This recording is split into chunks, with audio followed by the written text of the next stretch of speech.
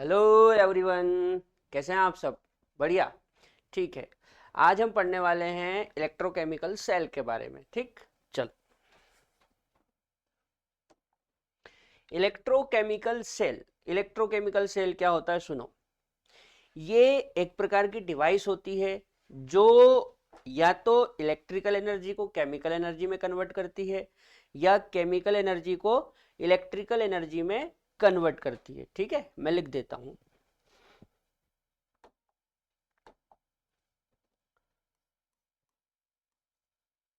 ये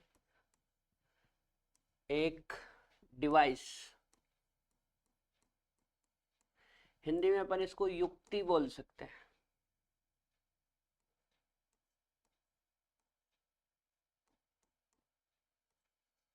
युक्ति, ये एक डिवाइस यानी कि युक्ति होती है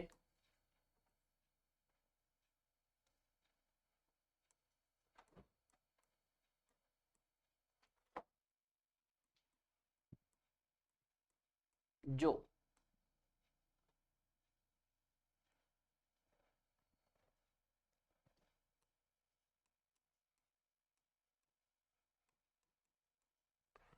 केमिकल एनर्जी को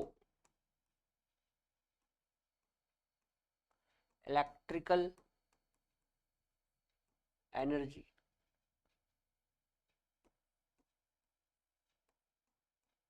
में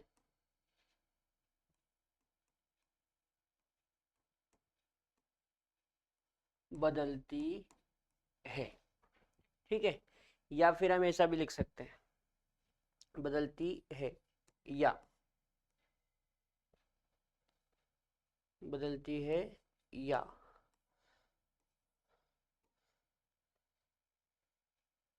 अच्छा, या को बीच में लिखें। केमिकल एनर्जी को इलेक्ट्रिकल एनर्जी में बदलती है या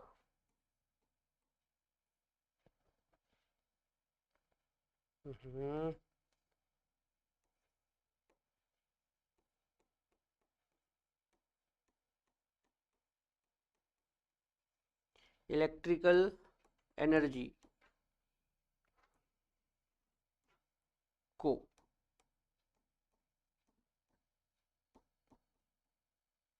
केमिकल एनर्जी में बदलती है।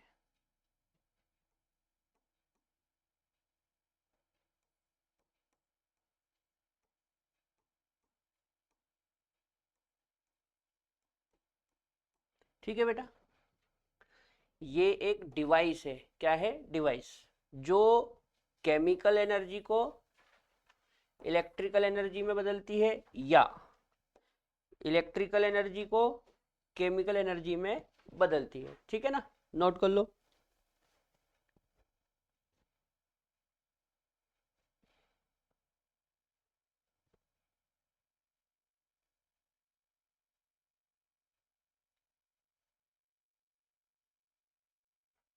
चलो, नेक्स्ट है टाइप ऑफ इलेक्ट्रोकेमिकल सेल। देखो,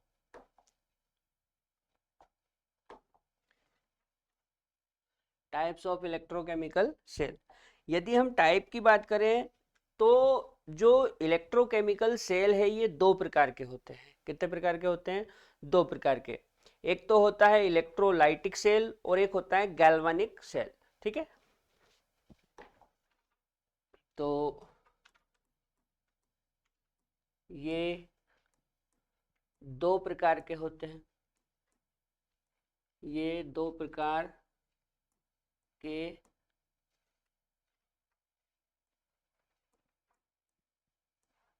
होते हैं। जैसे जैसे मैं आप चाहो तो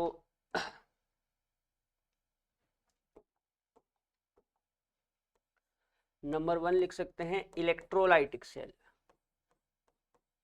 इलेक्ट्रोलाइटिक इलेक्ट्रोलाइटिक सेल। ठीक है, इलेक्ट्रोलाइटिक सेल क्या करता है? जो इलेक्ट्रोलाइटिक सेल है ये इलेक्ट्रिकल एनर्जी को केमिकल एनर्जी में कन्वर्ट करता है, इलेक्ट्रिकल एनर्जी को केमिकल एनर्जी में कन्वर्ट करता है, ठीक है ना।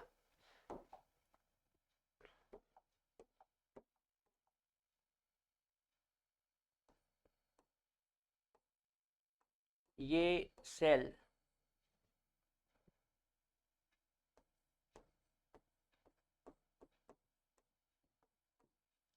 इलेक्ट्रिकल एनर्जी को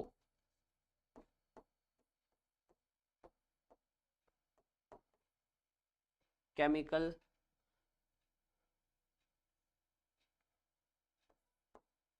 केमिकल एनर्जी में बदलता है, ठीक है।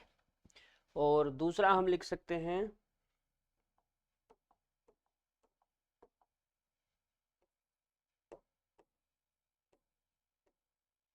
Galvanic cell.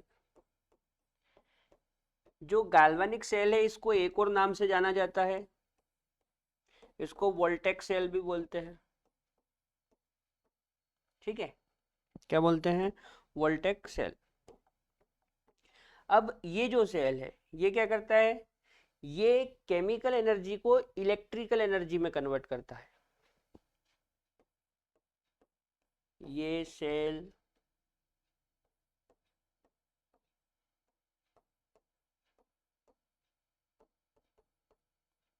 Chemical energy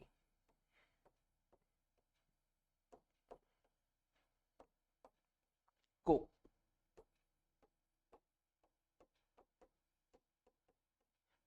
electrical energy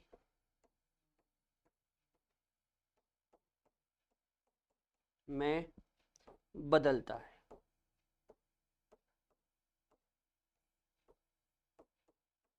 ठीक है। नोट कर लो।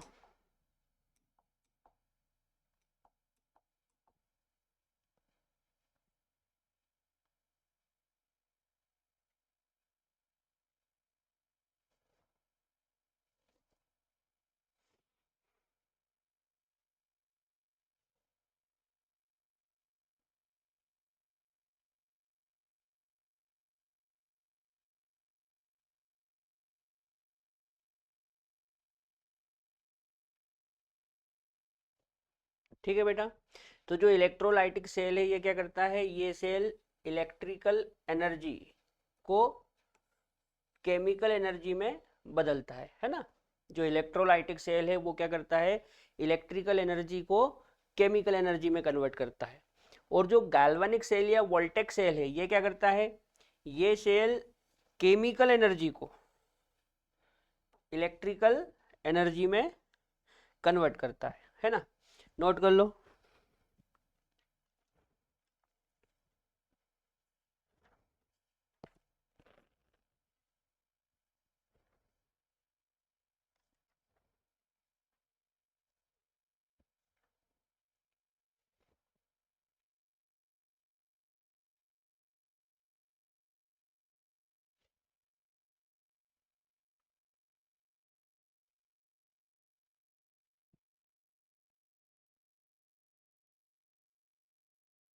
आगे बढ़ जाएं।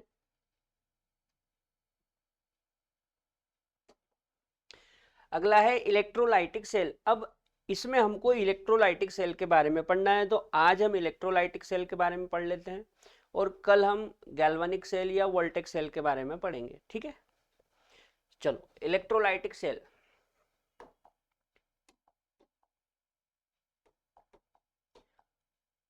सबसे पहली बात तो ये क्या काम करेगा, इलेक्ट्रिक एनर्जी को केमिकल एनर्जी में कन्वर्ट करेगा। तो ये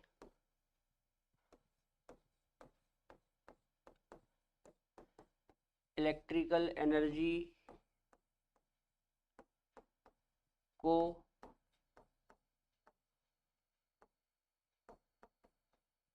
केमिकल एनर्जी में बदलता है, ठीक है बेटा। जो इलेक्ट्रोलाइटिक सेल है ये क्या करता है, इलेक्ट्रिकल एनर्जी को केमिकल एनर्जी में बदलता है, मतलब विद्युत ऊर्जा को, किसको, विद्युत ऊर्जा को रासायनिक ऊर्जा में बदलेगा। अच्छा, दूसरी बात,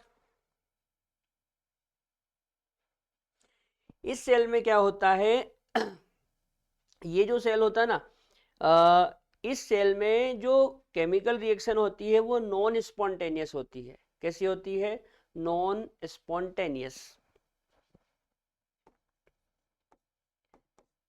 इस सेल के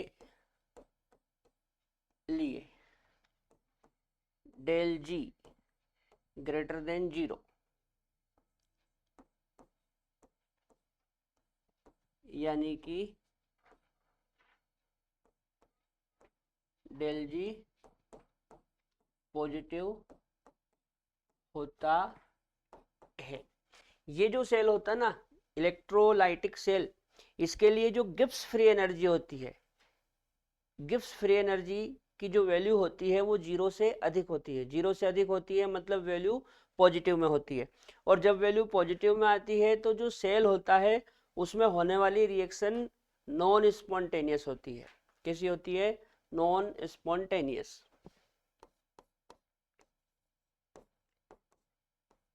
इस सेल में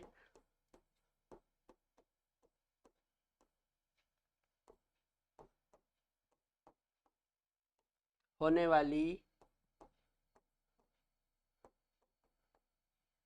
केमिकल रिएक्शन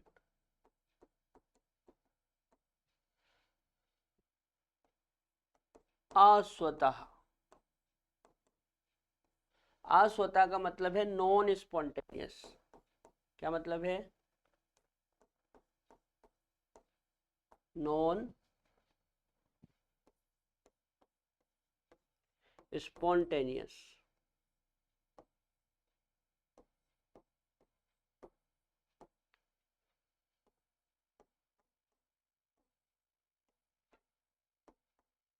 होती है। क्या होता है, ये जो सेल होता है ना, इसके लिए गिब्स फ्री एनर्जी का मान 0 से अधिक होता है। 0 से अधिक होता है मतलब वैल्यू पॉजिटिव होती है। और जब डेल जी की वैल्यू पॉजिटिव आती है ना बेटा, तो जो रिएक्शन होती है वो नॉन स्पॉन्टेनियस होती है, यानी कि अस्वतः।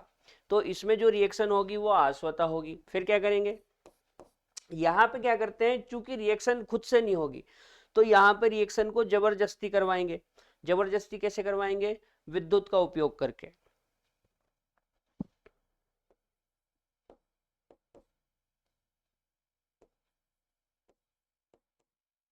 इस सेल में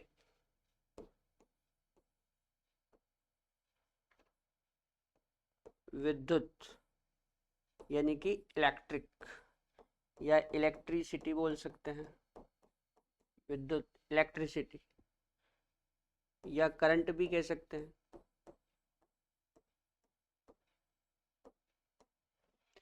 इस सेल में विद्युत ब्रैकेट में इलेक्ट्रिसिटी या करंट का उपयोग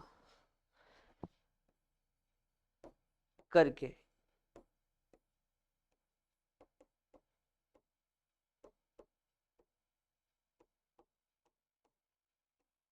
अभिक्रिया को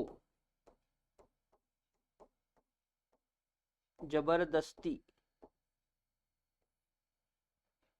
करवाया जाता है।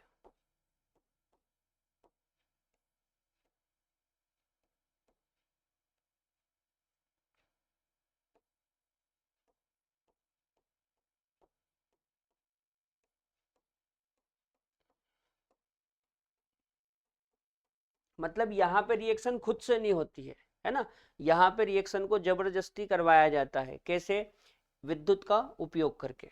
ठीक है ना, नोट कर लो।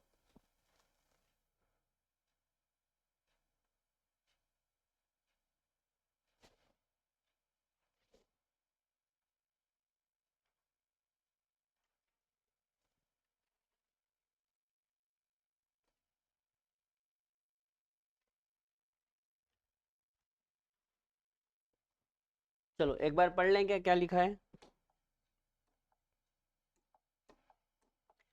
ये इलेक्ट्रिकल एनर्जी को केमिकल एनर्जी में बदलता है ना, बहुत इंपॉर्टेंट है, याद रखना। दूसरा, इस सेल के लिए डेल जी का मान क्या होगा, 0 से अधिक। 0 से अधिक मतलब पॉजिटिव, ठीक है ना बेटा, याद रखना। गिब्स फ्री एनर्जी का मान यहाँ पे 0 से अधिक होता है ना, मतलब पॉजिटिव में होता है। इस सेल में होने वाली केमिकल रिएक्शन अस्वतः, अस्वतः मतलब नॉन स्पॉन्टेनियस होती है। जब भी डेल जी का मान 0 से ज्यादा होगा तो रिएक्शन नॉन स्पॉन्टेनियस होगी, है ना, अस्वतः मतलब खुद से नहीं होगी।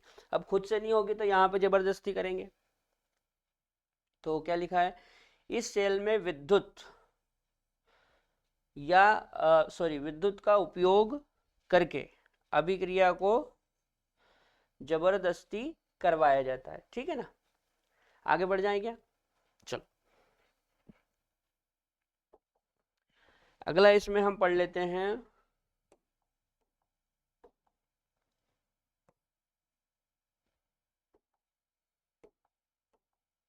इलेक्ट्रोलाइट्स।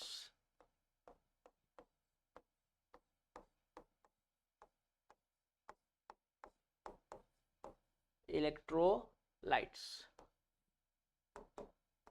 इलेक्ट्रोलाइट्स क्या है बताओ, इलेक्ट्रोलाइट्स क्या है। देखो, ऐसे पदार्थ जो गलित या जलीय अवस्था में विद्युत का चालन करते हैं, ऐसे पदार्थ जो गलित या जलीय अवस्था में विद्युत का चालन करते हैं, उनको हम बोलते हैं इलेक्ट्रोलाइट्स, ठीक है ना।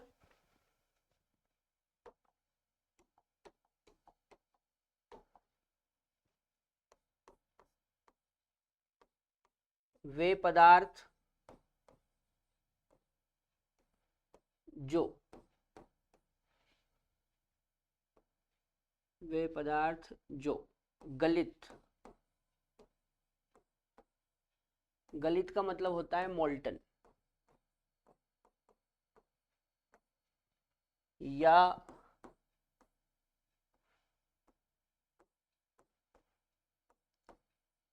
जली अवस्था। जलीय अवस्था मतलब वाटर के साथ, एक्वस फेस।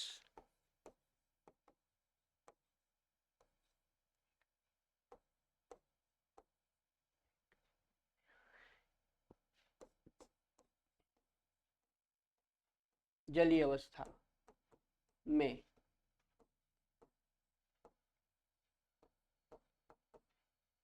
विद्युत का चालन करते हैं।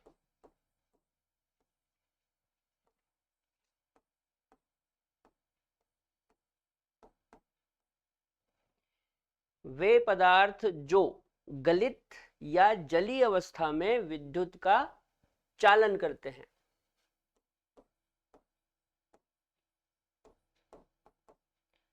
विद्युत अपघट्य,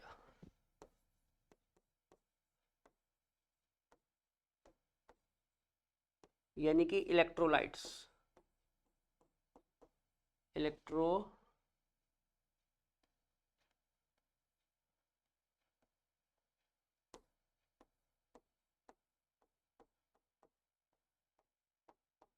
इलेक्ट्रोलाइट्स कहलाते हैं।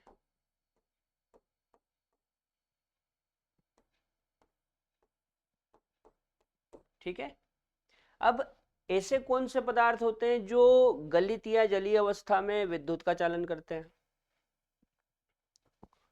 तो देखो,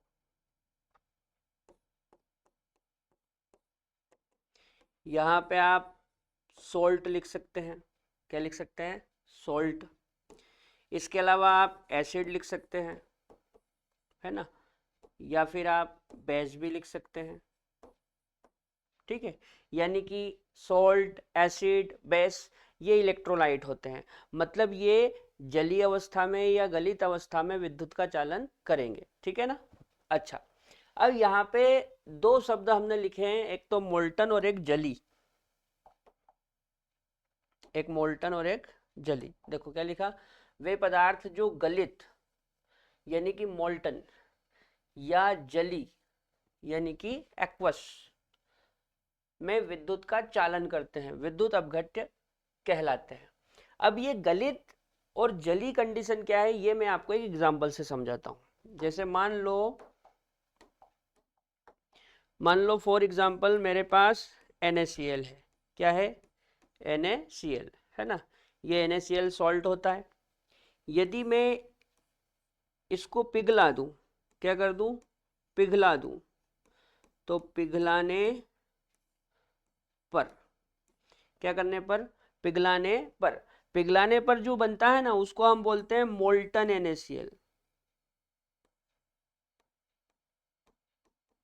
मोल्टन NaCl, ठीक है बेटा। जो NaCl है ये सॉलिड होता है। कैसा होता है? सॉलिड होता है, ठोस होता है, ठीक है ना। यदि मैं इसको पिघला दूं, क्या कर दूं? पिघला दूं। कैसे पिघलाएंगे? हीट देके पिघलाएंगे, गर्म करके।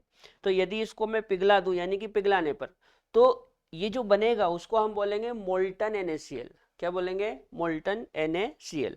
अच्छा, जैसे मान लो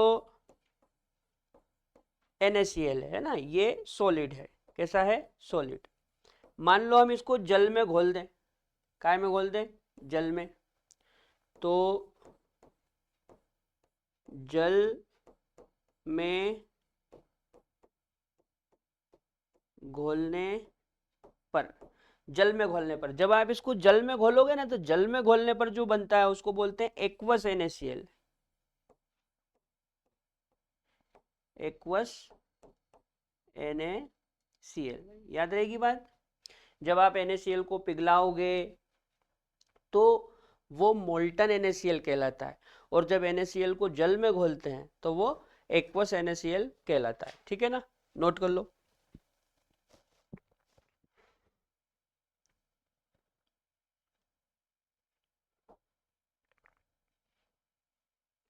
इसी प्रकार बाकी के इलेक्ट्रोलाइट भी आप देख सकते हैं ना, जब पिघलाओगे तो मोल्टन कहलाएगा और जल में घोलोगे तो एक्वस कहलाएगा।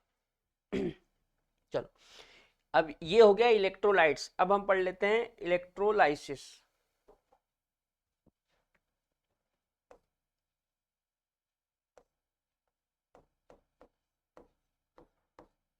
इलेक्ट्रोलाइसिस ये क्या होता है?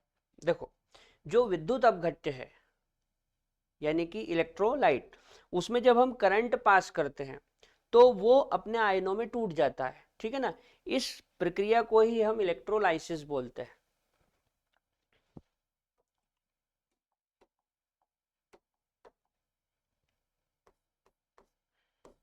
जब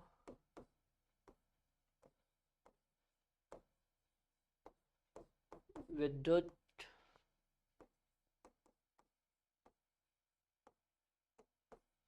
अपघट्य में करंट मतलब धारा,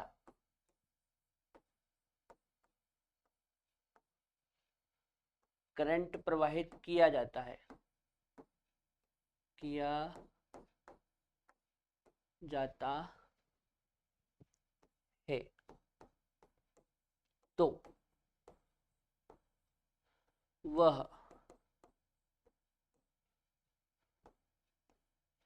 अपने आयनों, अपने आयनों में टूट जाता है, टूट जाता है, अपने आयनों में टूट जाता है।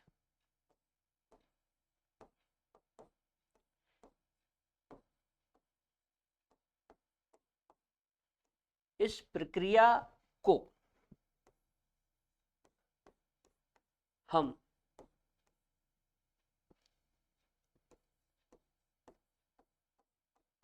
इलेक्ट्रोलाइसिस यानी कि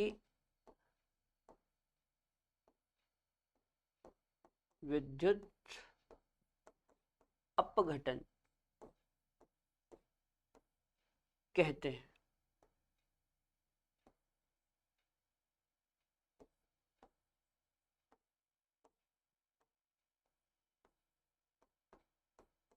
ठीक है, पढ़ो तो एक बार क्या लिखा है।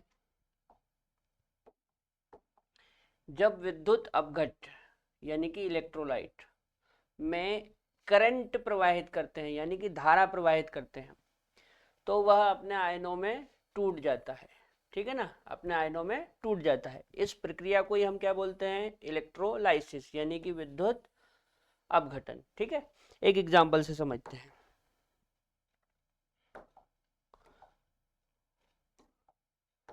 जैसे मान लो MX, ये एक इलेक्ट्रोलाइट है ना, ये एक इलेक्ट्रोलाइट है। जब आप इसमें करंट प्रवाहित करते हैं यानी कि धारा प्रवाहित करते हैं, मान लो आपने इसमें करंट पास करा, धारा है ना, धारा को आई से बताते हैं। आपने करंट पास करा तो ये अपने आयनों में टूट जाएगा। तो दो प्रकार के आयन बनेंगे, एक तो M पॉजिटिव और एक X नेगेटिव, M पॉजिटिव और X नेगेटिव। अभी जो M पॉजिटिव बना है इसको हम केटायन बोलेंगे। क्या बोलेंगे, केटायन। और ये जो X नेगेटिव बना है इसको हम एनायन बोलेंगे। क्या बोलेंगे, एनायन। ठीक है, अब होता क्या है, जब इलेक्ट्रोलाइसिस होता है तो जो केटायन है वो कैथोड पे जाता है और एनायन एनोड पे जाता है। केटायन कहाँ जाएगा, कैथोड पे, और एनायन कहाँ जाएगा, एनोड पे। ठीक है ना।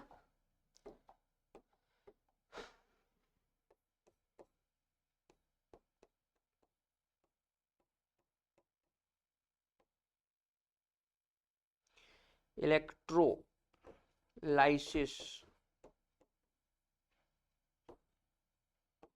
के दौरान, इलेक्ट्रोलाइसिस के दौरान, थोड़ा नीचे लिखूं,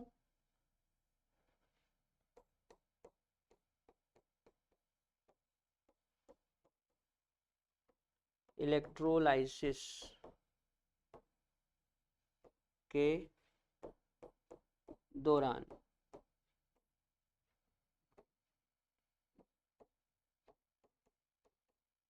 केटायन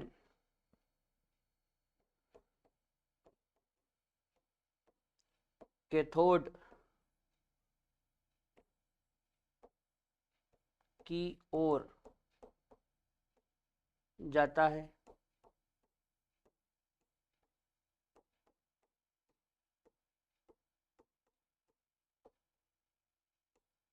जबकि एनायन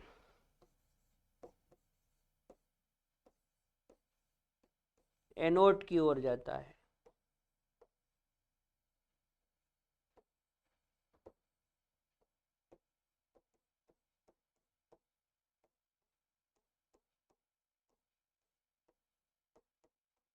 ठीक है बेटा, याद रखना, इलेक्ट्रोलाइसिस के दौरान केटायन, केटायन कहाँ जाएगा, केटायन कैथोड की ओर जाता है।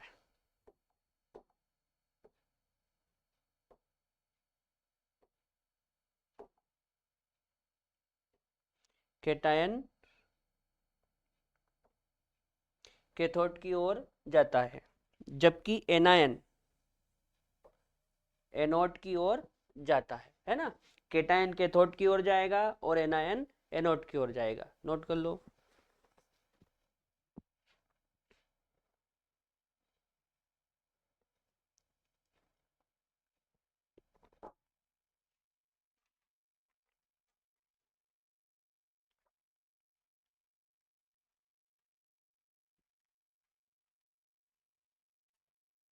अब हम क्या करते हैं, कुछ बातें लिख लेते हैं, कुछ की पॉइंट लिख लेते हैं जो हमको काम आएंगे, है ना।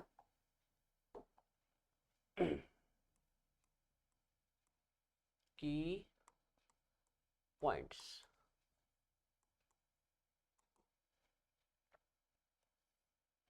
की पॉइंट्स में पहला पॉइंट तो ये है कि एनोड पे ऑक्सीडेशन होगा और कैथोड पे रिडक्शन होगा। ठीक है, एनोड पे क्या होगा, ऑक्सीडेशन, और कैथोड पे क्या होगा, रिडक्शन।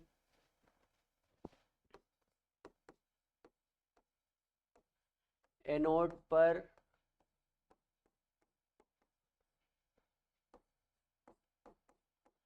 ऑक्सीडेशन होता है,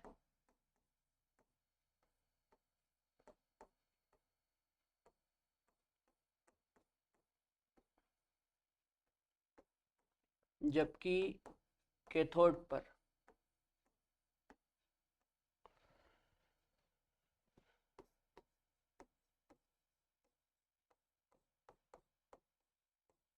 रिडक्शन होता है।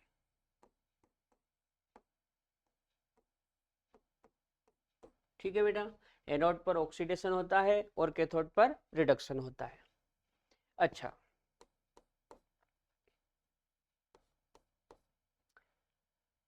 एनोड पे ऑक्सीडेशन होता है और कैथोड पे क्या होता है, रिडक्शन होता है।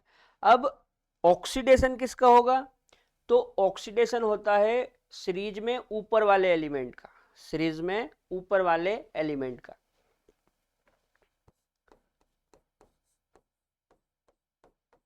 इलेक्ट्रो केमिकल सीरीज में, इलेक्ट्रोकेमिकल सीरीज में ऊपर वाला तत्व, ऊपर वाला तत्व मतलब ऊपर वाला एलिमेंट, ऊपर वाला एलिमेंट यानी कि तत्व,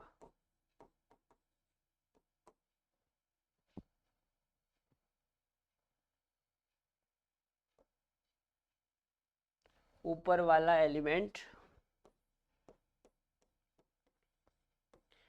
ऑक्सीडेशन दर्शाता है।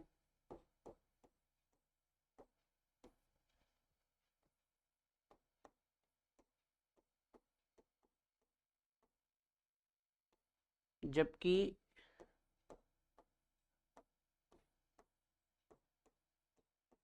नीचे वाला तत्व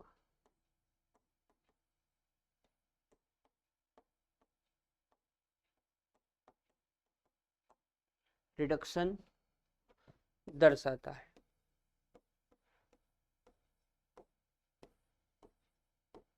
ठीक है, याद रहेगी बात। सीरीज में क्या होता है,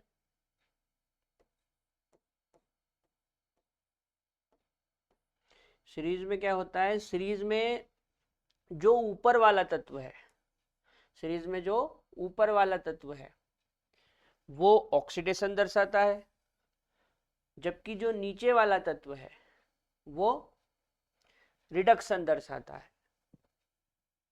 क्या दर्शाता है, रिडक्शन। ठीक है ना, जैसे, अच्छा ठीक है, इसको छोड़ो, अपन आगे जब पढ़ेंगे तो समझ में आ जाएगा। फिलहाल एनोड पर ऑक्सीडेशन होता है, कैथोड पर रिडक्शन होता है। इलेक्ट्रोकेमिकल सीरीज में ऊपर वाला एलिमेंट ऑक्सीडेशन दर्शाता है, जबकि नीचे वाला रिडक्शन दर्शाता है ना, अपचयन दर्शाता है। इसके अलावा कुछ बातें और लिख सकते हैं।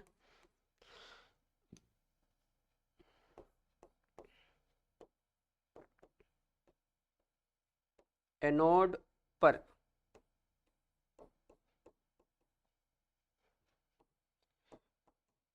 ऑक्सीडेशन के दौरान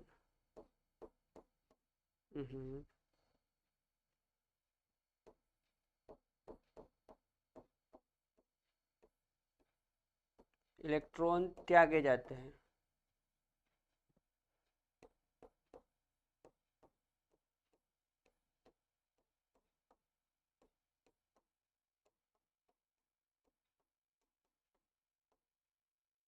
जबकि कैथोड पर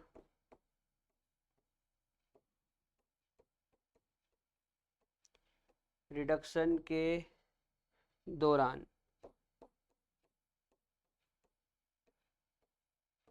इलेक्ट्रॉन ग्रहण किए जाते हैं।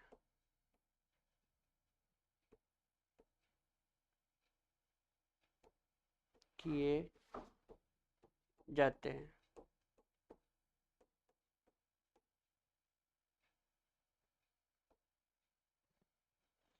ठीक है।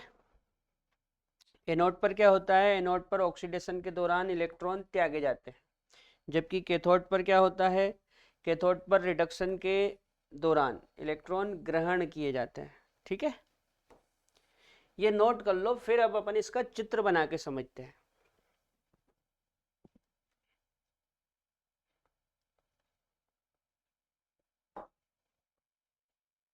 एनोड पर ऑक्सीडेशन होता है ना, और कैथोड पर रिडक्शन होता है। कर लिया नोट? आगे बढ़ जाएं।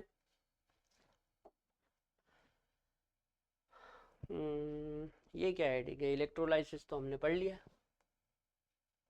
ऐसा करते हैं, चित्र बनाते हैं।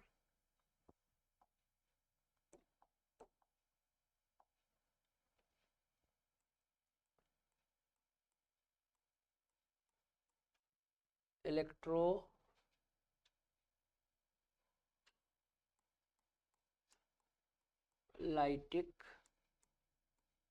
सेल, चित्र से समझते हैं ना इलेक्ट्रोलाइटिक सेल को।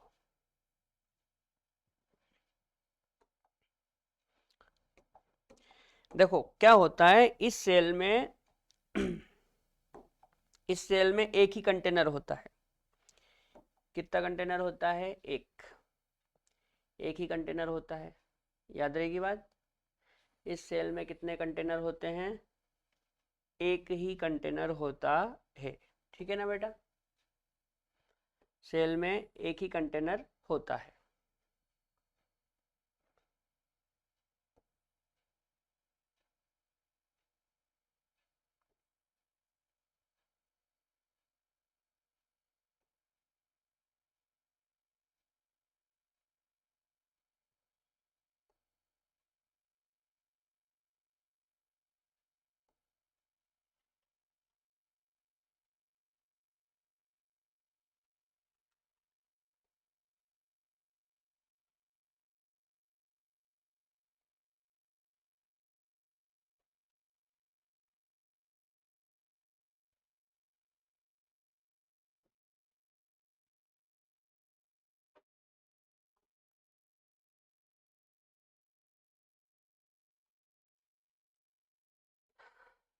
कितने कंटेनर होते हैं?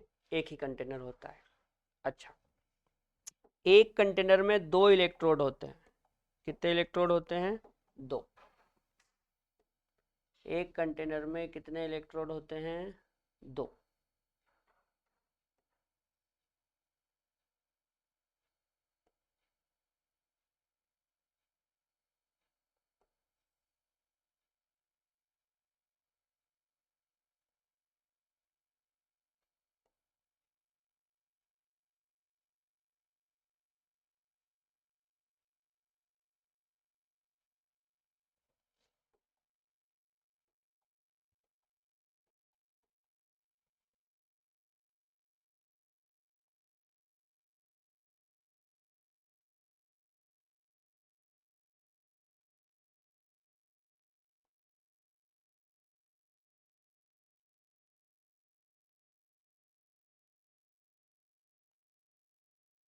ठीक है,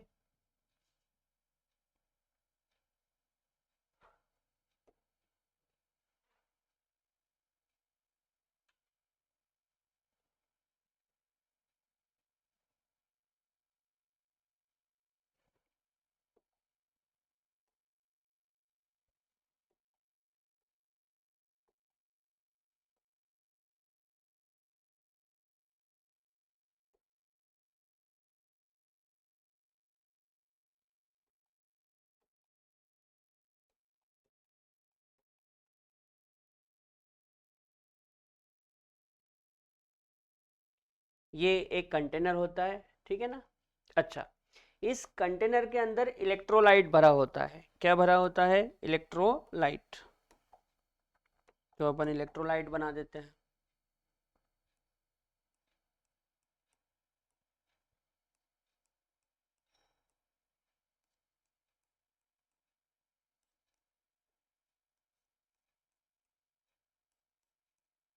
ठीक है, इस कंटेनर के अंदर इलेक्ट्रोलाइट भरा होता है। तो यहाँ पे हम लिख देते हैं इलेक्ट्रोलाइट, इलेक्ट्रोलाइट। ठीक है, इलेक्ट्रोलाइट में मान लो मैंने एक MX टाइप का इलेक्ट्रोलाइट ले लिया, इलेक्ट्रोलाइट लाइक MX टाइप का कोई इलेक्ट्रोलाइट ले लिया। ठीक है, अच्छा, साथ में क्या होता है ये जो दोनों इलेक्ट्रोड है, ये जो दोनों इलेक्ट्रोड है,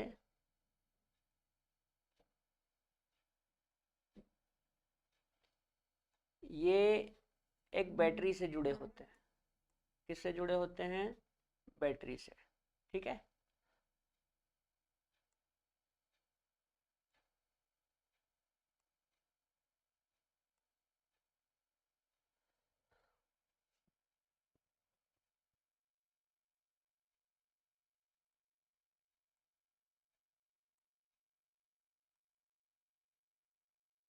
ठीक, इस तरह से एक बैटरी से जुड़े होते हैं। अब होता क्या है, बैटरी में ये होता है पॉजिटिव टर्मिनल और ये होता है नेगेटिव टर्मिनल। ठीक है, एक पॉजिटिव होता है और एक नेगेटिव होता है। अब बैटरी के पॉजिटिव से जो इलेक्ट्रोड जुड़ा है, ये पॉजिटिव इलेक्ट्रोड होता है, पॉजिटिव इलेक्ट्रोड।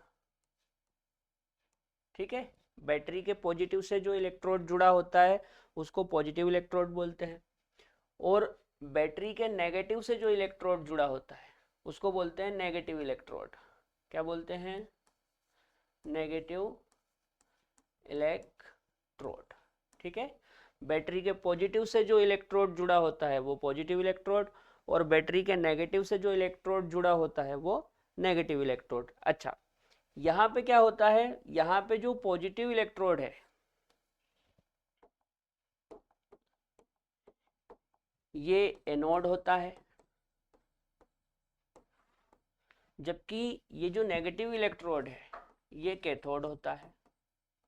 ठीक है, अच्छा, अब बात को समझना। जैसे मैंने बोला कि मेरे पास एक MX टाइप का इलेक्ट्रोलाइट है। ठीक है, तो जब हम इसका इलेक्ट्रोलाइसिस करवाएंगे तो M पॉजिटिव और X नेगेटिव बनेगा। क्या बनेगा? M पॉजिटिव और X नेगेटिव बनेगा।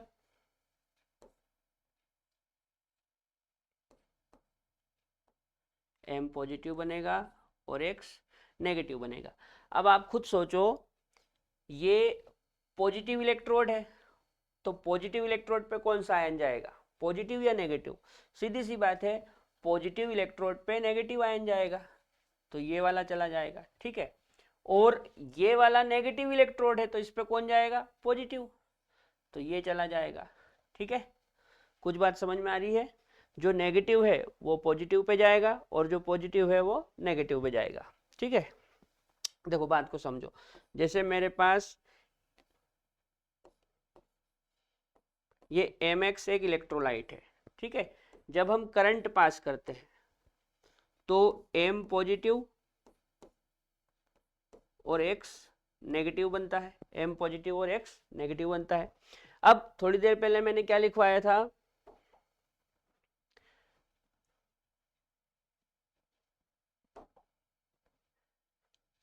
यहाँ देखो क्या लिखा, इलेक्ट्रोलाइसिस के दौरान केटायन कैथोड की ओर जाता है जबकि एनायन एनोड की ओर जाता है।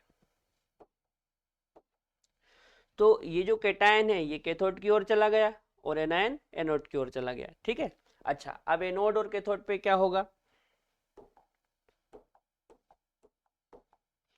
तो 8 एनोड, 8 एनोड, एनोड पे क्या होगा, तो एनोड पे कौन जाएगा, एनायन, तो X नेगेटिव। अच्छा, 8 कैथोड, कैथोड पर कौन जाएगा, केटायन, तो केटायन मतलब M पॉजिटिव। ठीक है, अब बात को समझना है।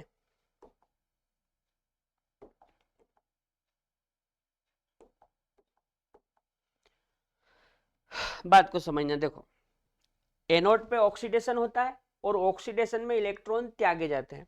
तो यहाँ पे देखो ये जो एनायन है ना, इसके पास ये माइनस के फॉर्म में इलेक्ट्रॉन है।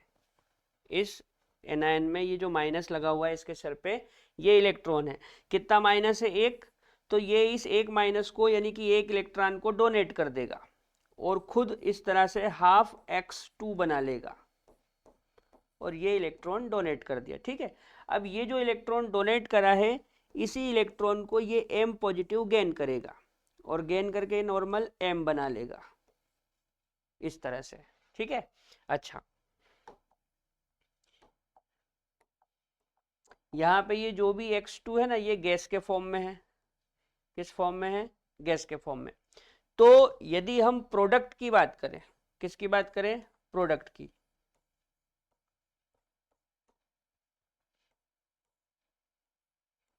तो यहाँ पे हमारे प्रोडक्ट क्या मिलेंगे? x2 और Na, सॉरी x2 और m। ये x2 कौन सा प्रोडक्ट है? x2 प्रोडक्ट है एनोड का। कहाँ का? एनोड का। तो इसको हम लिख सकते हैं प्रोडक्ट ऑफ एनोड, मतलब एनोड का प्रोडक्ट। और इसको क्या लिख सकते हैं? प्रोडक्ट ऑफ कैथोड, मतलब कैथोड का प्रोडक्ट। ठीक है, अब यहां से आप बात को समझो फिर से। देखो क्या हो रहा है, एनोड पे ऑक्सीकरण हो रहा है। एनोड पे क्या हो रहा है? ऑक्सीकरण, और ऑक्सीकरण में इलेक्ट्रॉन त्यागे जा रहे हैं।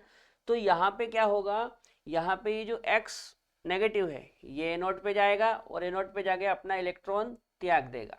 ठीक है ना, तो ये यहाँ से इलेक्ट्रॉन इस तरह से एनोड से किधर जाएंगे? कैथोड की तरफ। जो इलेक्ट्रॉन है वो एनोड से कहाँ जाएंगे? कैथोड की तरफ। और करंट का फ्लो कैसा होगा? करंट का फ्लो इस तरह से होगा, कैथोड से एनोड की तरफ। कुछ आ रही बात समझ में? एक काम करो, पहले नोट कर लो, फिर मैं आपको फिर से समझाता हूँ।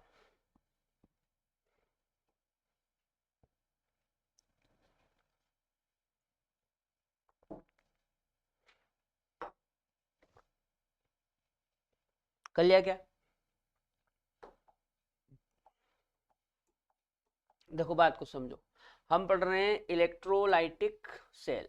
ठीक है, इलेक्ट्रोलाइटिक सेल में एक ही कंटेनर होता है, मतलब एक ही बर्तन होता है, एक ही बीकर होता है। ठीक है, जिसमें दोनों इलेक्ट्रोड डूबे होते हैं, दोनों इलेक्ट्रोड इलेक्ट्रोलाइट के अंदर डूबे होते हैं। ठीक है, अब दोनों इलेक्ट्रोड को बैटरी से जोड़ा जाता है। किससे जोड़ा जाता है? बैटरी से। बैटरी के पॉजिटिव सिरे से जो इलेक्ट्रोड जुड़ा है उसको हम पॉजिटिव इलेक्ट्रोड मानेंगे, और बैटरी के नेगेटिव से जो इलेक्ट्रोड जुड़ा है उसको हम नेगेटिव इलेक्ट्रोड मानेंगे। ठीक है, अब यहाँ पे जो पॉजिटिव इलेक्ट्रोड है वो एनोड होता है और जो नेगेटिव इलेक्ट्रोड है वो कैथोड होता है। ठीक है, अच्छा हमने इसमें एक इलेक्ट्रोलाइट भर रखा है लाइक Mx। जब हम करंट प्रवाहित करेंगे, धारा प्रवाहित करेंगे, करंट प्रवाहित करेंगे, धारा प्रवाहित करेंगे, तो ये जो इलेक्ट्रोलाइट है ये टूटेगा, कैटायन बनेंगे, एनायन बनेंगे। कैटायन कैथोड की ओर जाएगा, एनायन एनोड की ओर जाएगा। कैटायन कैथोड पे क्यों जाएगा? क्योंकि कैथोड नेगेटिव टर्मिनल है, सॉरी नेगेटिव इलेक्ट्रोड है, और ये पॉजिटिव है तो पॉजिटिव नेगेटिव की ओर जाएगा और ये नेगेटिव पॉजिटिव की ओर जाएगा। ठीक है ना, अच्छा फिर एनोड पे ऑक्सीकरण होता है, तो ऑक्सीकरण के दौरान ये अपना इलेक्ट्रॉन डोनेट कर देगा, और कैथोड पे रिडक्शन होता है, तो रिडक्शन के समय ये इस डोनेट किए हुए इलेक्ट्रॉन को गेन कर लेगा। देखो यहां से इसने इलेक्ट्रॉन डोनेट कर दिया, ये जो इलेक्ट्रॉन है ना इसको ये गेन कर लेगा, ये अलग से इलेक्ट्रॉन नहीं आया, ये जो इलेक्ट्रॉन है ना ये यही वाला है, ये वाला जो इलेक्ट्रॉन है वो यही है। ठीक है ना, तो इसने डोनेट करा और उसी इलेक्ट्रॉन को इसने गेन कर लिया। तो यहाँ पे ये जो X2 है ये एनोड का प्रोडक्ट हो गया, और ये जो M है ये कैथोड का प्रोडक्ट हो गया। ठीक है ना, बस ये इलेक्ट्रोलाइटिक सेल होता है, नोट कर लो। और करंट का याद रखना, एनोड पे ऑक्सीडेशन होता है तो एनोड से इलेक्ट्रॉन जाएंगे कैथोड की तरफ, करंट की डायरेक्शन उल्टी होती है, करंट कैथोड से एनोड की ओर आएगा, है ना, नोट कर लो।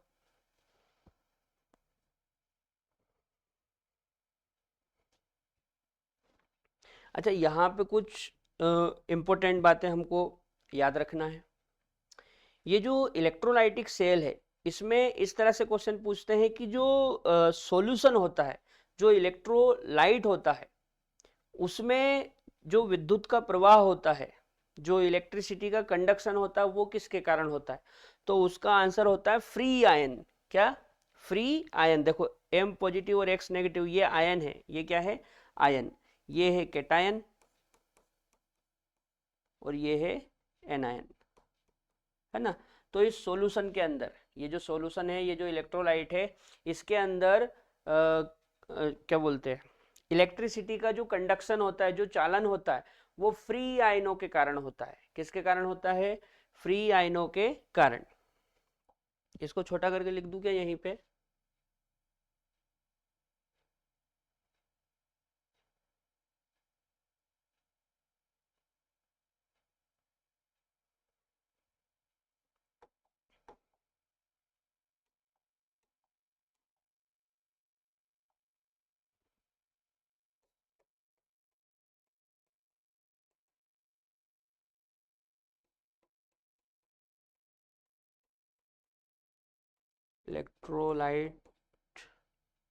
इलेक्ट्रोलाइट्स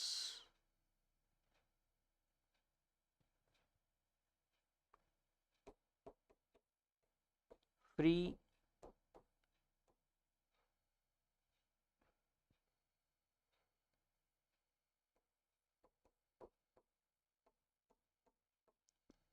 आयनों के कारण विद्युत का चालन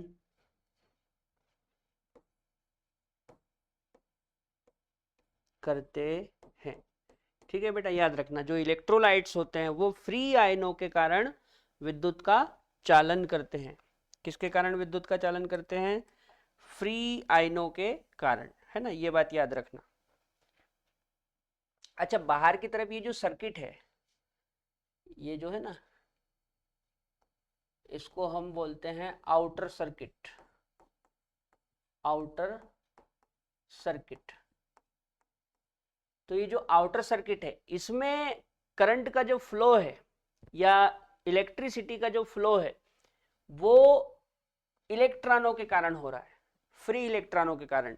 लेकिन ये जो इलेक्ट्रोलाइट है, ये जो सॉल्यूशन बना रखा है अपन ने, ये जो सॉल्यूशन बना रखा है, इसमें इसमें विद्युत का जो प्रवाह होता है वो फ्री आयनों के कारण होता है। किसके कारण होता है? फ्री आयनों के कारण। ठीक है, आगे बढ़ जाएं। चलो, अब इसमें हमको बहुत सारे एग्जाम्पल पढ़ने हैं, तो एक एक करके समझते हैं। सबसे पहला एग्जाम्पल ले लेते हैं अपन, मोल्टन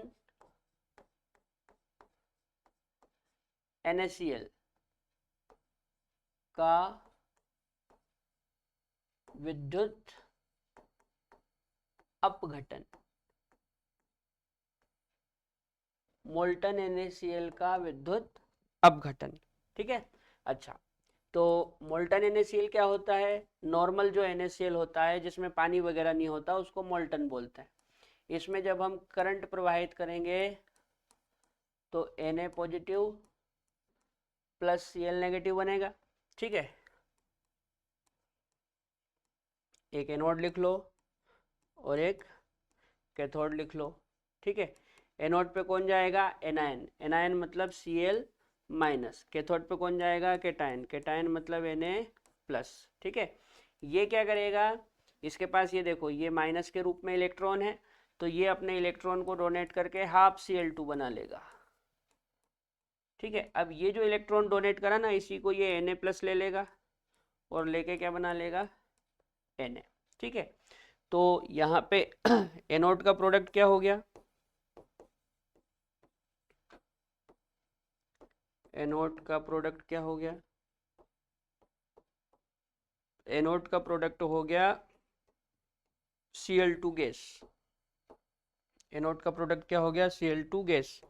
अच्छा, कैथोड का प्रोडक्ट क्या हो गया?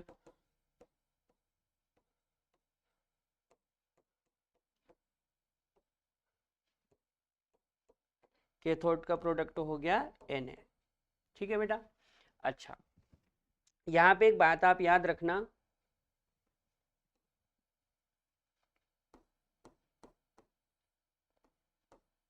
याद रखें। क्या याद रखना है? देखो, मोल्टन का मतलब होता है गलित। मोल्टन का मतलब क्या होता है? गलित या पिघला हुआ। मोल्टन का मतलब क्या होता है? गलित या पिघला हुआ। अच्छा, इसके अलावा फ्यूज्ड शब्द का उपयोग कर सकते हैं प्रश्न में। फ्यूज्ड मतलब होता है संगलित। फ्यूज्ड मतलब क्या होता है? संगलित। या फिर एनहाइड्रस शब्द का उपयोग कर सकते हैं।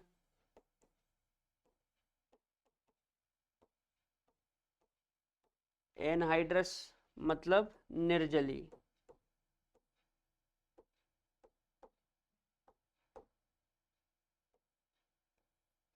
ठीक है, तो इनमें से कोई सा भी शब्द बोले, मोल्टन बोले या फ्यूज्ड बोले या एनहाइड्रस बोले, हिंदी में गलित बोले या पिघला हुआ बोले या संगलित बोले या निर्जली बोले, तो इन सब का मतलब एक ही है।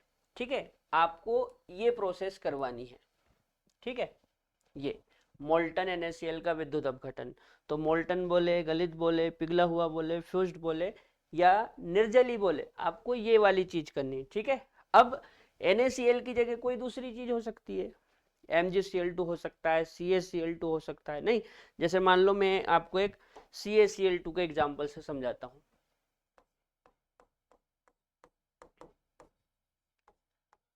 मोल्टन CaCl2 का विद्युत अपघटन।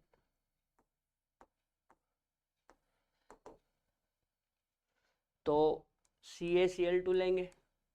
मोल्टन का मतलब होता है जिसमें पानी ना हो, है ना। ये करंट ले लिया,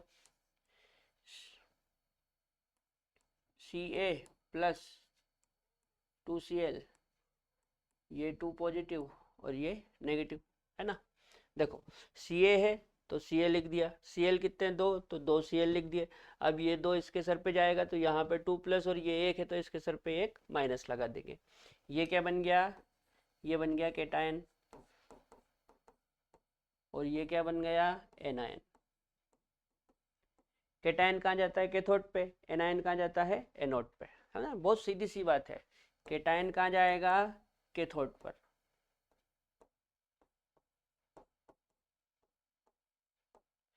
कैथोड पर,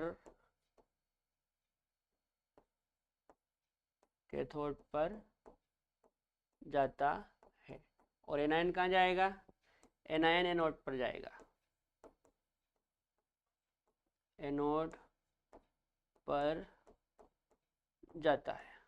ठीक है, केटायन कहाँ जाता है? कैथोड पर, और एनायन कहाँ जाता है? एनोड पर। ये रट लेना, केटायन कैथोड पे, एनायन एनोड पे। ये ले लिया एनोड, और ये ले लिया कैथोड। ठीक है, एनोड पे कौन जाएगा? एनायन, तो ये 2Cl माइनस। और कैथोड पे कौन जाएगा? कैटायन, तो ये Ca2 प्लस। ठीक है, अब देखो होता क्या है, इसके पास ये माइनस के रूप में इलेक्ट्रॉन है। अब क्लोरीन कितने हैं? 2। कितने क्लोरीन है? 2, मतलब इलेक्ट्रॉन भी कितने? 2। देखो, एक क्लोरीन पे एक माइनस, तो 2 क्लोरीन पे 2 माइनस, मतलब 2 इलेक्ट्रॉन। तो ये क्लोरीन क्या करेगा? 2 इलेक्ट्रॉन त्याग के Cl2 गैस बना लेगा। क्या बना लेगा? Cl2 gas. और इन्हीं 2 इलेक्ट्रॉनों को ये कैल्शियम ले लेगा। और 2 इलेक्ट्रॉन लेके नॉर्मल Ca बना लेगा, ठीक है ना। देखो ये 2 + 2 - से कैंसिल हो जाएंगे, Ca बन गया। तो ये किसका प्रोडक्ट हो गया? अच्छा ये Cl2 गैस होगा, है ना। तो ये हो गया किसका प्रोडक्ट? एनोड का। और ये किसका प्रोडक्ट हो गया? कैथोड का। देखो इधर जो लिखा होता है वो रिएक्टेंट होता है, और एरो के इधर जो लिखा होता है वो प्रोडक्ट होता है। तो ये एनोड का प्रोडक्ट हो गया, ये कैथोड का प्रोडक्ट हो गया, ठीक है, नोट कर लो। चलो ये तो हुई मोल्टन वाली बात। अब देखते हैं एक्वस सॉल्यूशन में क्या होता है।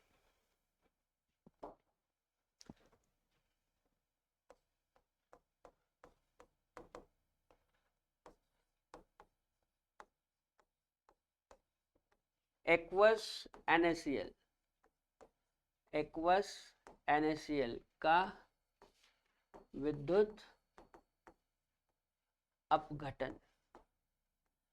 देखो जहां पे एक्वस बोल दे वहां पे आपको ये समझ जाना है कि साथ में वाटर भी है। यदि एक्वस बोल दे तो ये समझ लेना है कि साथ में वाटर भी है। तो हम क्या करेंगे, देखो पहले तो NaCl लो और इसमें करंट पास करवाओ। चूंकि एक्वस बोल रहा मतलब जल भी है, तो जल भी ले लो, ठीक है, और इसमें भी करंट पास करवा दो। अब Na में करंट पास होगा तो Na positive plus Cl negative बनेगा, और वाटर में करंट पास होगा तो H पॉजिटिव और OH नेगेटिव बनेगा। अब देखो यहाँ पे हमारे पास दो दो केटायन और दो दो एनायन है, दो दो केटायन और दो दो एनायन है। तो हमको क्या याद रखना है? हमको ये याद रखना है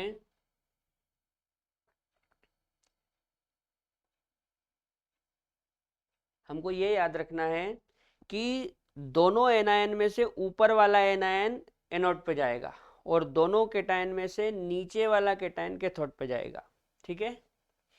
मैं लिख देता हूं,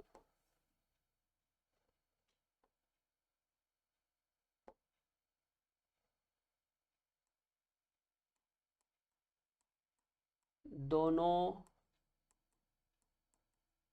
एनायन में से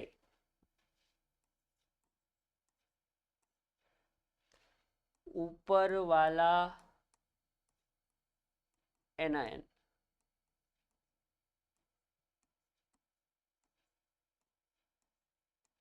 एनोड पर जाता है,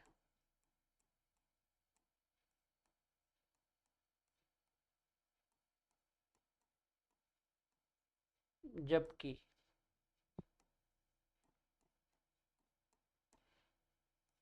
दोनों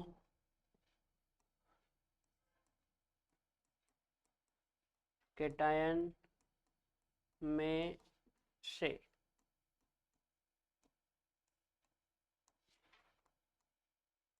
नीचे वाला केटायन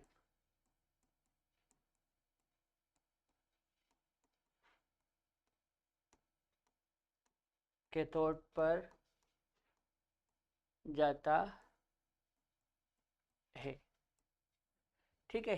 ये बात आप याद रखना, याद रखोगे।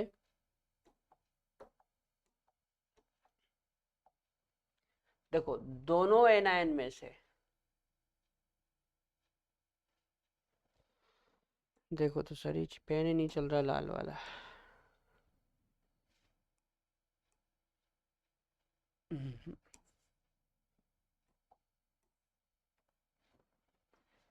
दोनों एनायन में से ऊपर वाला एनायन एनोड पर जाता है, जबकि दोनों केटायन में से नीचे वाला केटायन कैथोड पर जाता है। ये आपको कब लगाना है? जब दो दो केटायन हो और दो दो एनायन हो, दो दो केटायन हो और दो दो एनायन हो। तो क्या करना है, ऊपर वाला एनायन एनोड पे जाएगा और नीचे वाला केटायन कैथोड पे। अब ये ऊपर नीचे यहाँ पे मत देख लेना, ये हमको इलेक्ट्रोकेमिकल सीरीज में देखना है। कहाँ देखना है? इलेक्ट्रोकेमिकल सीरीज में, ठीक है ना। नहीं तो तुम यहाँ पे देख लो, मैं लिख देता हूँ हिंट करके।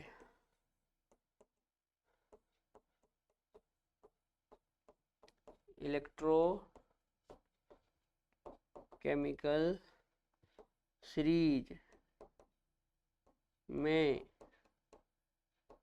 देखना है। ठीक है ना, यहाँ ऊपर नीचे मत देख लेना, ये बात इलेक्ट्रोकेमिकल सीरीज के लिए लिखिए कि इलेक्ट्रोकेमिकल सीरीज में इनमें से जो भी ऊपर एनायन होगा वो एनोड पे जाएगा और इनमें से जो भी नीचे कैटायन होगा वो कैथोड पे जाएगा। देखो मैं समझाता हूँ। पहले अपन ऐसा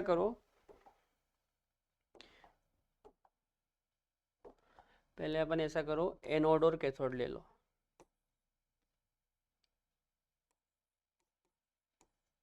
ये ले लिया एनोड और ये ले लिया कैथोड। ठीक है, अब एक बात मेरे को आप बताओ, ये दोनों एनायन है, इन दोनों एनायन में से सीरीज में ऊपर कौन था?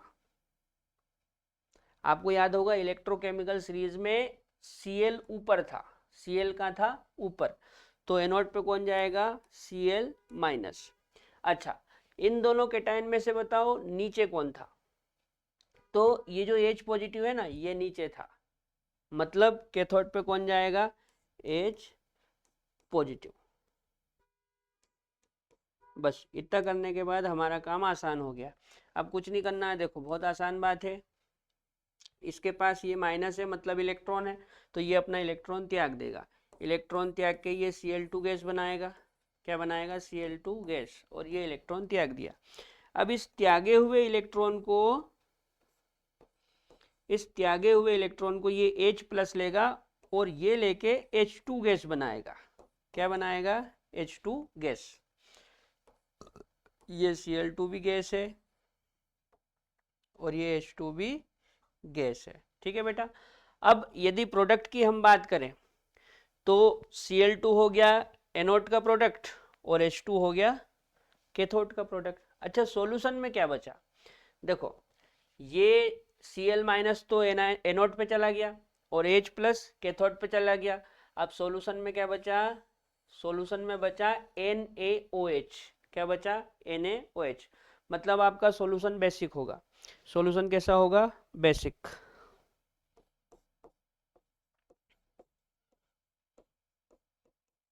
सॉल्यूशन क्षारी होगा, है ना। यहाँ पे जो सॉल्यूशन है वो कैसा होगा? क्षारी होगा। भाई सीधी सी बात है, ये एनोड पे चला गया, ये कैथोड पे चला गया, तो फिर सॉल्यूशन में बचा क्या? Na और OH। तो NaOH मिलके NaOH बनाएंगे, और NaOH कैसा होता है? NaOH क्षारी होता है, बेसिक होता है, तो जो सॉल्यूशन है वो क्षारी हो जाएगा। ठीक है ना, नोट कर लो।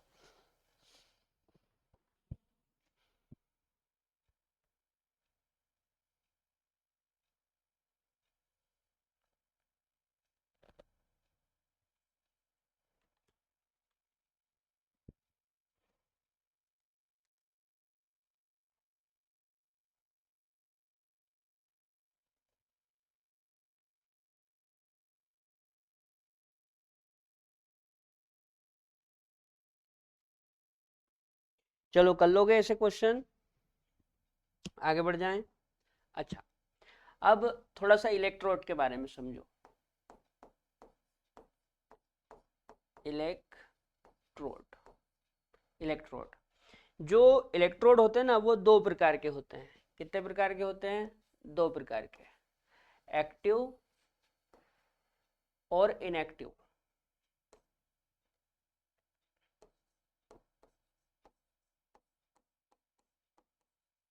इनएक्टिव इलेक्ट्रोड और एक्टिव इलेक्ट्रोड।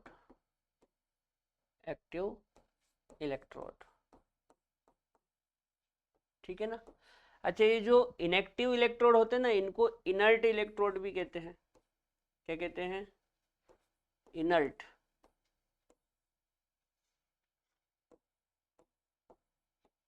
Inert electrode. ठीक है, जो इनएक्टिव होते हैं उनको और क्या बोलते हैं? इनर्ट। इनर्ट मतलब क्या होता है? इनर्ट मतलब होता है अक्रिय या निष्क्रिय।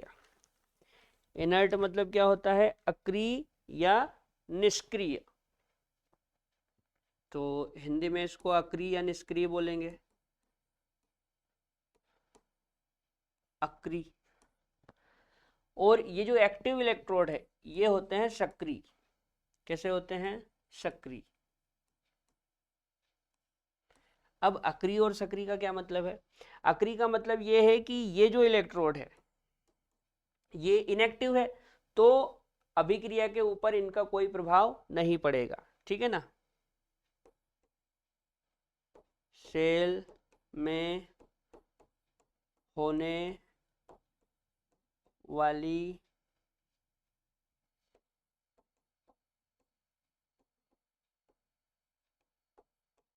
अभिक्रिया पर इनका कोई प्रभाव नहीं पड़ता।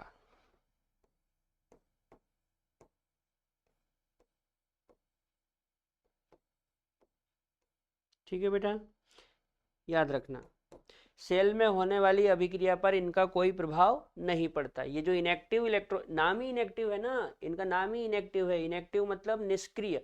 तो ये सेल के अंदर होने वाली रिएक्शन पर अपना कोई भी प्रभाव नहीं डालेंगे। ठीक है? अच्छा, ऐसे कौन से इलेक्ट्रोड होते हैं?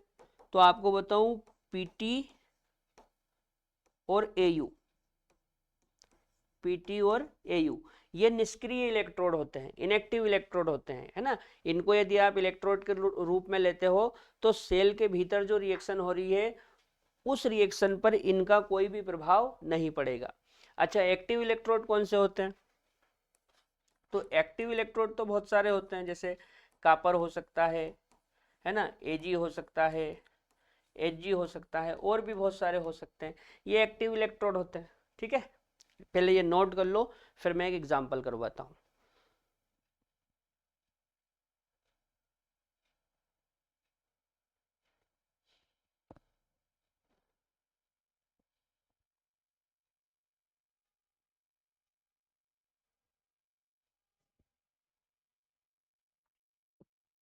देखो, एक एग्जांपल है,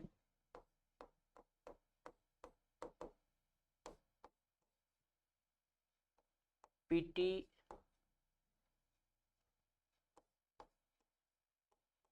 पीटी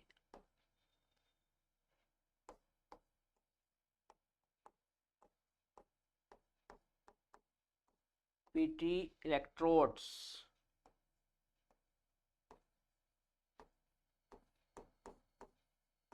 के बीच, पीटी इलेक्ट्रोड्स के बीच डाइल्यूट H2SO4 का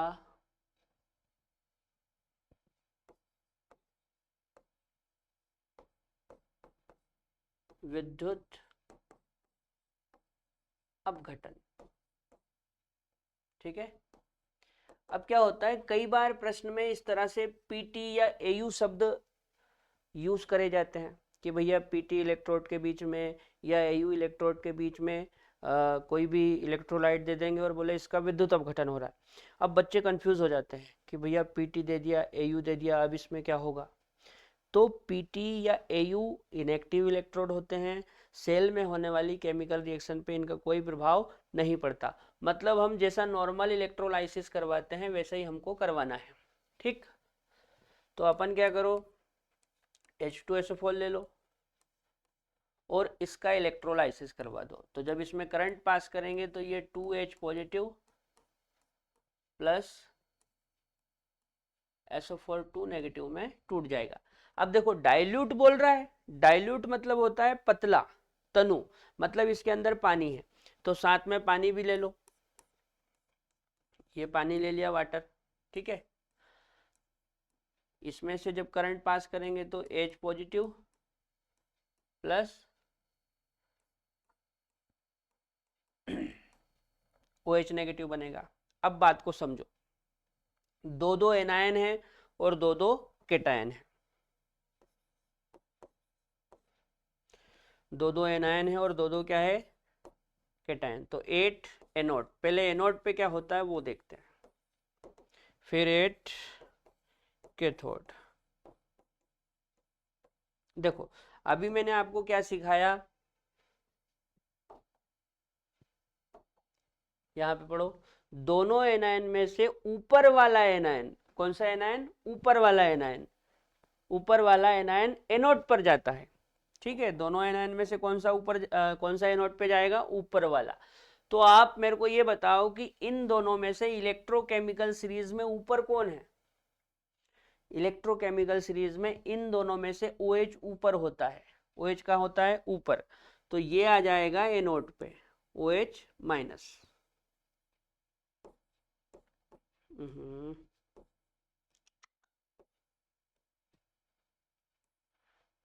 दोनों तरफ से एक जैसे चल रही है, ये आ गया एनोड पे। अच्छा, अब ये भी H तो कैथोड पे तो कोई सा ही H ले लो। अच्छा, अब बात को समझना है। देखो एनोड पे क्या होता है, ऑक्सीकरण, और ऑक्सीकरण में इलेक्ट्रॉन को त्यागते हैं। तो इसके पास ये जो माइनस के रूप में इलेक्ट्रॉन है ना, ये इस इलेक्ट्रॉन को त्याग देगा। ठीक है, इलेक्ट्रॉन त्यागने के बाद यहाँ पे O2 और H2O बनता है, ये बात आप याद रखना। जब भी ये नोट पे OH आएगा तो प्रोडक्ट के रूप में O2 और H2O बनता है। क्या बनता है, O2 और H2O। अब O2 और H2O बनाने के लिए हम यहाँ पे 2 OH लेंगे। कितने OH लेंगे, 2। तो यहाँ पे हाफ O2 बन जाएगी, एक H2O बन जाएगा, और ये 2 इलेक्ट्रॉन को त्याग देगा। ठीक है, इन दोनों इलेक्ट्रॉनों को ये हाइड्रोजन लेगा।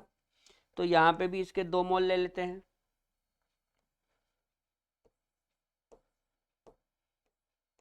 दो इलेक्ट्रॉन को लेके ये H2 गैस बना लेगा इस तरह से। ठीक है, तो आपसे यदि पूछे कि एनोड का प्रोडक्ट क्या होगा, तो एनोड का प्रोडक्ट हम बताएंगे O2 गैस, और कैथोड का प्रोडक्ट H2 गैस। ठीक है, अच्छा सॉल्यूशन में क्या बच गया, तो HOH तो यहाँ पे आ गया। अब सॉल्यूशन में क्या बच गया, H2SO4। सॉल्यूशन में क्या बच गया, H2SO4, है ना। यहाँ पे इसके 2 मोल लेंगे, तो ये 2 और ये भी 2। अब सॉल्यूशन में क्या बच गया, H2SO4। मतलब सॉल्यूशन कैसा होगा, सॉल्यूशन होगा एसिडिक।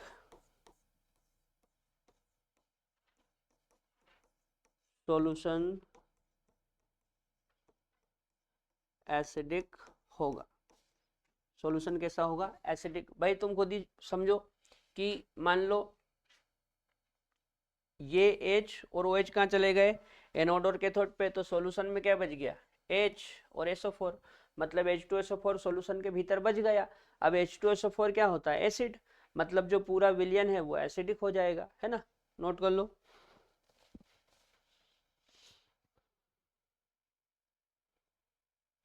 चलो एक आखिरी पॉइंट और देख लो इसमें, तो ये कंप्लीट हो जाएगा।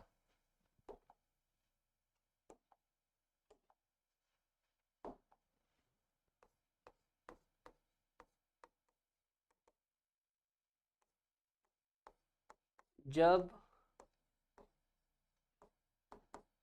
किसी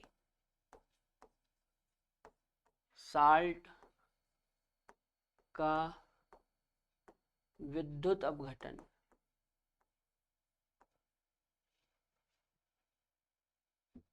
विद्युत अपघटन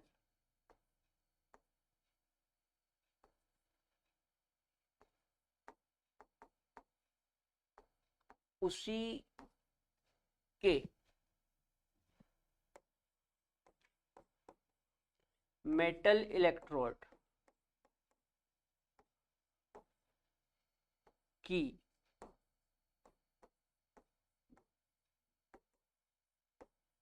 उपस्थिति में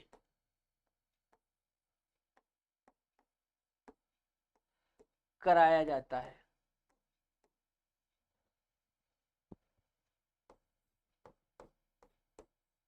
तो वह मेटल इलेक्ट्रोड एनोड का कार्य करता है, एनोड का कार्य करता है।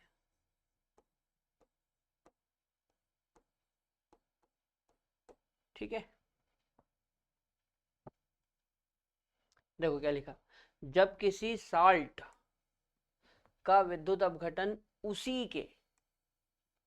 उसी के मेटल इलेक्ट्रोड की उपस्थिति में कराया जाता है तो वह मेटल इलेक्ट्रोड एनोड का कार्य करता है। मतलब आपने कोई सॉल्ट लिया और उस सॉल्ट में जो मेटल है उसी मेटल का आपने एक इलेक्ट्रोड ले लिया, तो वो जो इलेक्ट्रोड है वो एनोड का कार्य करेगा। देखो मैं आपको एक एग्जांपल से समझाता हूं।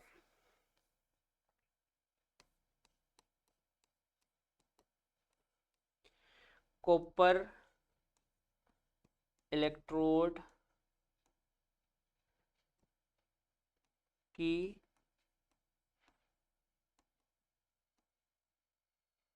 उपस्थिति में CuSO4 का विद्युत अपघटन।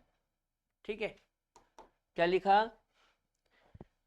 कॉपर इलेक्ट्रोड की उपस्थिति में CuSO4 का विद्युत अपघटन। अब ये जो CuSO4 है ये सॉल्ट है, ठीक है, इस सॉल्ट में कौन सी मेटल है, कॉपर, और आपने इलेक्ट्रोड भी कॉपर का ही ले रखा है। समझ में आ रही बात। तो ये जो कॉपर का इलेक्ट्रोड है ना, ये यहां पे एनोड का काम करेगा। किसका काम करेगा, एनोड का। तो यहां पे क्या होता है, देखो समझो बात को, यहां पे क्या होता है, जैसे आपने CuSO4 लिया, ये हमारा सॉल्ट है, ये क्या है, ये सॉल्ट है। जब आप इसमें करंट पास करोगे, क्या पास करोगे, करंट, तो क्या बनेगा, Cu2 positive plus SO4 2 negative, ऐसा बनेगा। ठीक है, अच्छा, अब मान लो इसके अंदर वाटर भी है, क्या है, वाटर, जल, एक्वस होगा तो जल होगा ही होगा। तो जल कैसे टूटेगा, H positive plus OH negative. ठीक, अब एक बात समझो आप, पहले इसको छोटा कर लें थोड़ा सा।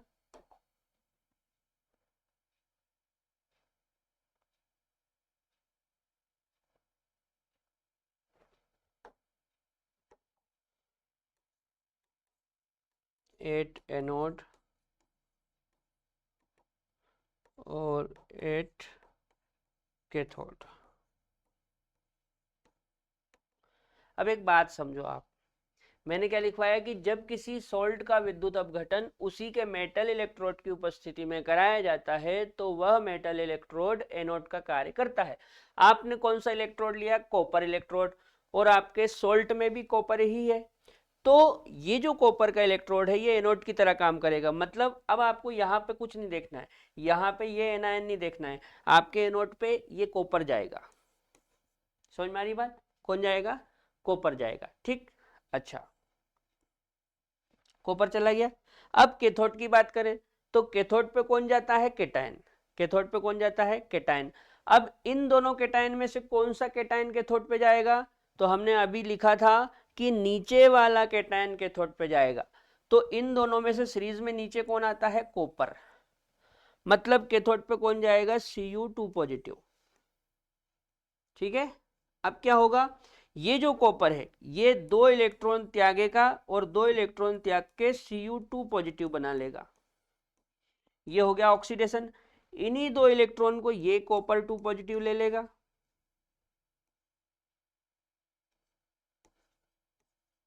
और लेके कॉपर बना लेगा। ठीक है, अब ये जो कॉपर है ना, ये प्योर है, ये कैसा है, प्योर, कैसा है, प्योर। और ये जो है ये इम्प्योर है, कैसा है, इम्प्योर। ठीक है, तो आपको यहाँ पे 2 बातें याद रखनी है। एक तो ये कि ये जो तरीका है ना, ये धातु को शुद्ध करने का तरीका है, मतलब इस मेथड के द्वारा हम धातु का शुद्धिकरण करते हैं। ठीक है, इस मेथड द्वारा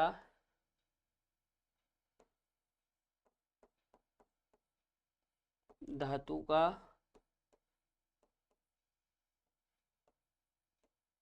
शुद्धिकरण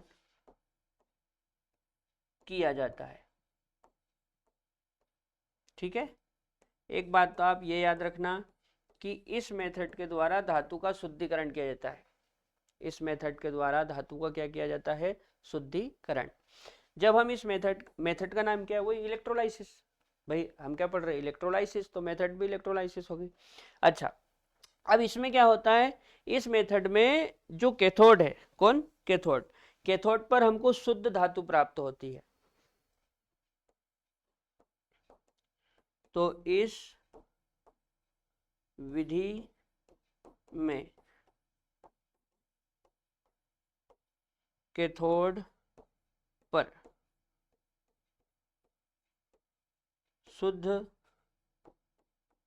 धातु प्राप्त होती है। अब यदि कैथोड पर शुद्ध धातु प्राप्त होती है तो फिर अशुद्ध धातु कहाँ है? अशुद्ध धातु एनोड पे है। ये मैंने क्या लिख रखा है? एनोड पे इम्प्योर। ठीक है, तो कैथोड पे शुद्ध धातु मिलेगी और एनोड पे अशुद्ध धातु मिलेगी, मतलब उसमें इम्प्योरिटी होगी, अशुद्धि होगी। ठीक है ना, नोट कर लो।